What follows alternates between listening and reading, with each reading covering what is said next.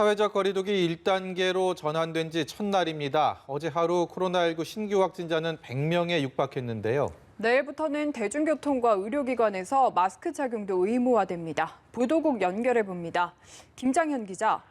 네, 코로나19 확진자가 98명 새로 발생해 누적 확진자가 24,703명이 됐습니다. 하루 신규 확진자는 지난 7일부터 닷새째 두 자릿수를 보였습니다. 다만 하루 전과 비교하면 41명이 늘어나 사회적 거리두기 1단계 첫날 100명에 가까운 확진자가 나왔습니다. 신규 확진자 가운데 지역사회 감염자가 69명이고 해외 유입 확진자가 29명입니다.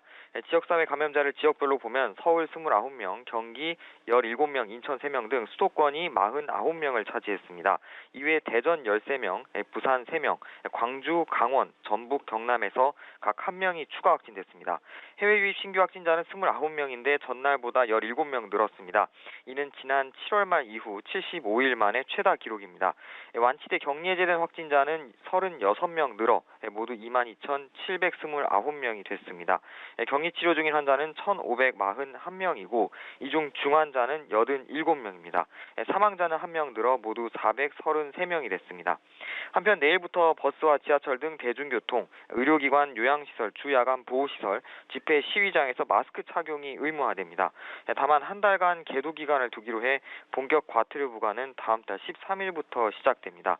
과태료는 위반 당사자에게 최고 10만 원, 관리 운영자에게는 최고 300만 원까지 부과될 수 있습니다. 네, 서울과 경기 대전에서는 가족과 지인 모임을 가졌던 집단에서 새로운 감염이 확인됐죠. 네, 서울 서대문구의 한 장례 식장과 관련해 지난 8일부터 가족 4명과 이용객 7명 등 모두 11명이 확진 판정을 받았습니다. 경기 수원시의 스포츠 아일랜드에서는 지난 6일 이용자가 처음 확진된 뒤 다른 이용자 4명과 가족 1명이 추가 감염돼 누적 확진자가 6명이 됐습니다. 대전 유성구의 일가족 모임에서도 지난 10일 첫 환자가 나온 뒤 13명이 추가 확진돼 지금까지 14명이 확진 판정을 받았습니다. 방역당국은 가족 식사를 한 손자를 거쳐 어린이집에 추가 전파가 일어난 것으로 추정하고 있습니다. 확진자는 가족이 7명, 어린이집 관련이 7명입니다.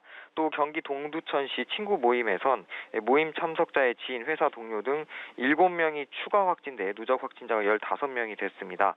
현재 언제 어디서 감염되는지 알지 못하는 감염 경로 불분명 환자 비율은 최근 2주간 확진자의 18.5%를 차지해 전날보다 1.3%포인트 하락했습니다. 지금까지 보도국에서 전해드렸습니다.